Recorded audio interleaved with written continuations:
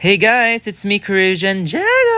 And nandito naman po kami para mag-vlogging papuntang Cebu. Kasama ko pala sila ni Tita Merlin, Tita Grace, Nang Karen, and most especially ang main character, ako. Yay! Ari na ko sulod airplane.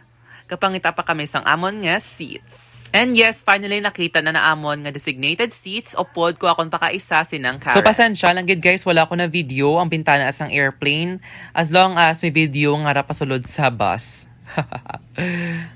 Nakibot ko kay putot bala ang bus. Charot. So after a long traveling, ay naman kami sa Cebu.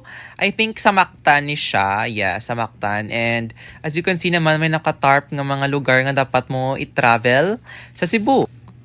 So this is Tita Grace.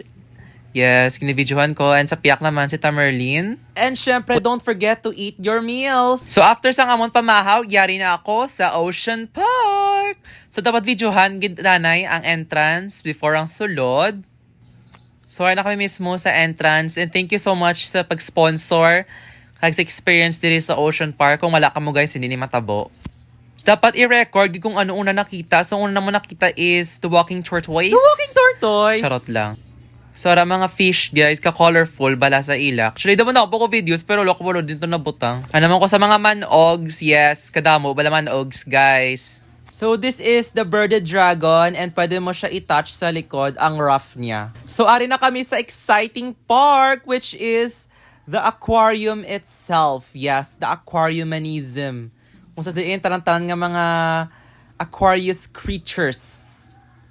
Basta sa tubig is I was so surprised, tabi ko pufferfish nakita ko, hindi gali. I was really happy guys, nakita ko naman gid for the first time si Nemo or clownfish. Not only that guys, upod yaman si Dory herself. In addition to this guys, ara ko sa sulod sa mismo nga tank and ang feeling do isda ka man. Charot. So ari na gid ko sa pinaka most exciting part of my entire University of Life.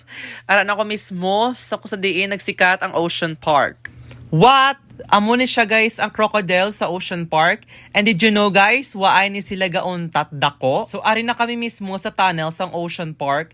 As you can see, ang ganda. We have seen different kinds of sea creatures.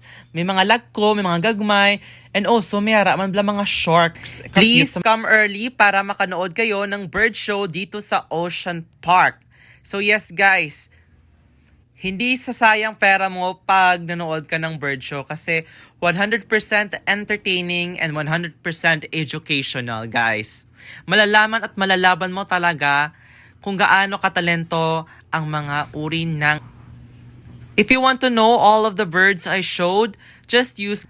So this is by far the cutest bird I have seen for today's event. Ang cute niya.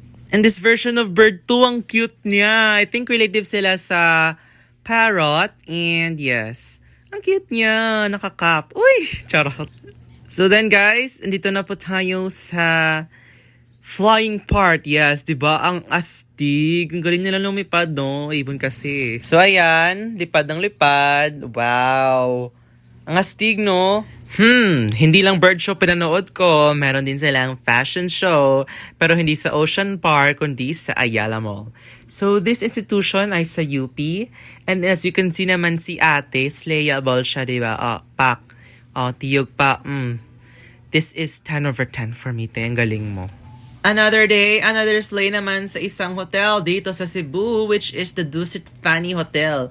So, dito kami kumain ng masasarap na pagkain. So, dito na kami exactly sa kanilang perfect cuisine kung saan nakatikim kami ng pinakamasarap at pinaka-luxurious na pagkain na natikman ko in my entire university. So far pa man lang, kaya let's take a bite of this.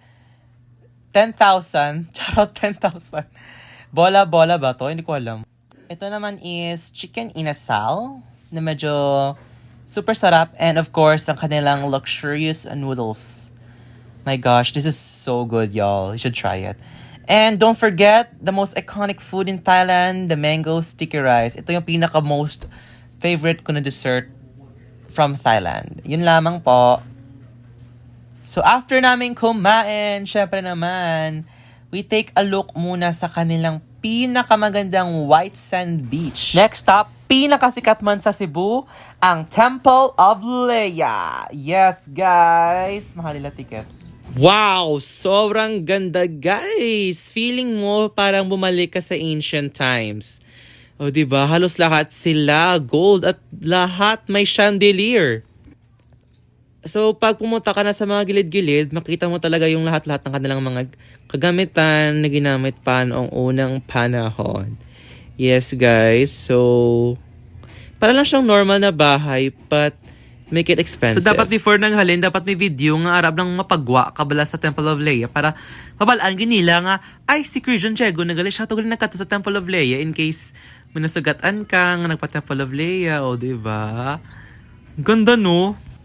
So as far as I know, te, maganda talaga siya, te, and everything talaga is so good.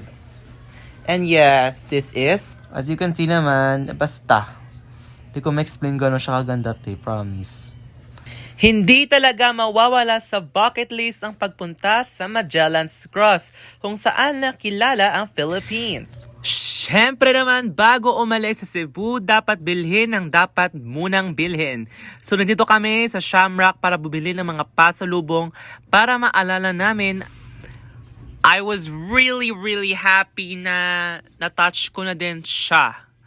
Yung authentic Louis Vuitton bags and so forth, so that, pero hindi pa rin afford. So, can't wait na ma-afford ko lahat-lahat ng mga bags na to. Halos lahat sila, guys, ang gaganda, ang mamahal, so eloquent, so lavish. Basta hindi ko masay, pero would you look at that? Meron dito casino sa Cebu. So yes, guys, dito kami sa NU Star kung saan legal ang casino. And yes, nag-enjoy talaga ako dito. And of course, syempre naman, we can't live without eating dito sa NU Star kasi lahat ng pagkain nila ay masasarap. Dito talaga ako na-intrigue sa kanilang toilet, y'all, kasi lahat covered with gold. Dito talaga ako na-intrigue sa kanilang CR, automatic, just kern, Japanese style kasi yung toilet nila. As you can see naman, di ko maintindihan yung mga buttons dito kung saan napipindutin para manguli lang. Basta muna siya, guys. Nagets ko naman siya within 1 minute lang. And there you go. This is the NU Beach Resort. So muna din na kami mapahalin sa NU Star. Thank you so much, guys, for watching my video. I hope nga may lesson learned ka mo. So, see you guys on the next trip. Bye-bye!